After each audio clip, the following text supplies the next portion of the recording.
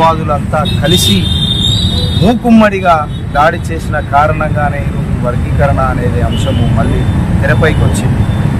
వర్గీకరణ అనివార్యం అవుతుందా కాదా అన్నది వేరు ఉంచితే ఖచ్చితంగా వర్గీకరణ అనివార్యం అయితే శాస్త్రీయంగా ఒక శాస్త్రీయబద్ధంగా వర్గీకరణ జరగాలి. మేమింత శాతం ఉన్నాం, మేమంత శాతం ఉన్నామని ఇష్టం ఉన్నట్టు మాట్లాడడం కాదు. దాన్ని రాష్ట్ర కేంద్ర ప్రభుత్వాలు శాస్త్రీయబద్ధంగా జనాభా ప్రాతిపదికన ఈ యొక్క వర్గీకరణ చేయాల్సినటువంటి అవసరం ఉన్నది.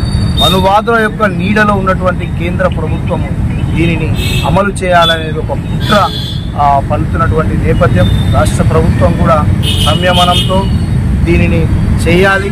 వర్గీకరణ అనివార్యమైన సుప్రీంకోర్టు తీర్పు నేపథ్యంలో అనివార్యమైతే కనుక ఒక సైంటిఫిక్ మెథడ్లో జనాభా ప్రాతిపదికన చేయండి.